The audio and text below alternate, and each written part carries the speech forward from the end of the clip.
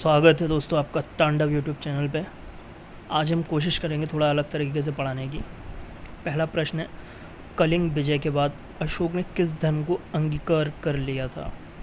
Option है Judaism, बौद्ध, हिंदू, जैन। तो हम सभी जानते हैं कि कलिंग के बाद में बौद्ध धर्म को अपनाया था। तो अब हम थोड़ा सा एक्सप्लेनेशन करेंगे। अगर आप जानते होंगे कलिंग, तो कलिंग आज के समय के उड़ीसा के लिए बोलते हैं। इसके अलावा अंगीकार करने का मतलब होता है कि हम किसी चीज़ को अडॉप्ट कर रहे हैं, और क्योंकि धर्म की बात हो रही है तो उनका धर्म कुछ और था और उन्होंने किसी और धर्म को अडॉप्ट किया। तो चलिए अब हम हमारे ऑप्शनों से कुछ क्वेश्चंस को निकालेंगे। जैसे हम बात करेंगे जूडाइज्म की। जूडाइज्म एक प्रकार का अब्राहमिक धर्म है।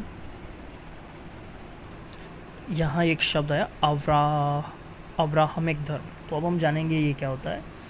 अब्राहमिक धर्म शब्द तीन प्रमुख धर्मों यहूदी धर्म, ईसाई धर्म और इस्लाम को उनके ऐतिहासिक सह अस्तित्व और प्रतिस्पर्धा के कारण एक साथ जोड़ता है। ठीक है। दूसरा है एक ईश्वरवादी, यानी जो एक ही भगवान को मानते हैं। ठीक है। तो अब इनके हम बोल सकते हैं इनके जो पैगंबर हैं, प्रमुख पैगंबर, वो कौन कौन से होते हैं? अब्राहम, इसहाक, जेकब, मूसा और सुलेमान। इनका पवित्र ग्रंथ है तनख, या हिब्रू बाइबल बोलते हैं उसे हम। उसी में एक शब्द आता है टोरा। टोरा क्या है?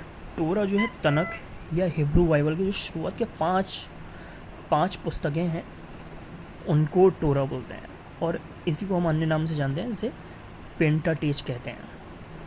ठीक है। अब हम बात करते हैं बौद्ध धर्म की। बौद्ध धर्म के जो संस्थापक हैं वो गौतम बुद्ध हैं। गौतम बुद्ध के बचपन का नाम सिद्धार्थ था। इनका जन्म जो है शाक्य वंश में हुआ था। इनका जन्म स्थान लुम्बिनी है। इनकी माता का नाम माया देवी, पिता का नाम शुद्धोधन। इनकी मौसी गौतमी है। ये जो गौतमी है ये पहली भिक्षुणी थी, यानी कि जो पुरुष हुआ करते थे उन्हें भिक्षु बोला जाता था, और जो महिलाएं होती थी उन्हें भिक्षुणी बोली जाती थी। और काफ़ी समय तक उसमें कोई भी महिला शामिल नहीं थी, केवल पुरुष हुआ करते थे। लेकिन गौतम बुद्ध के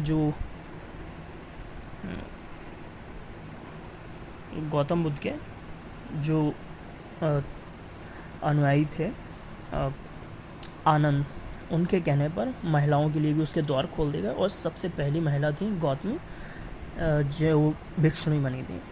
और इनकी माता का निधन क्योंकि 7वें दिन हो गया था इन्हें जन्म देने के बाद, तो इनकी मौसी ने ही इनको पाला था। ठीक। गौतम बुद्ध को एशिया का ज्योतिपुंज कहा जाता है। इस प्रकार का सवाल आ सकता है कि एशिया का ज्योतिपुंज कैसे कहते हैं। और गौतम बुद्ध के जो गुरु थे वो आला करालाम थे, जिन्होंने गौतम बुद्ध को सांख्य दर्शन का दीक्षा दी थी, और यही इनके प्रथम गुरु थे। जो बुद्ध की पहली प्रतिमा बनी थी, यानी मूर्ति बनी थी, वो मथुरा कला में थी, जबकि बाकी सारी गंधार शैली में।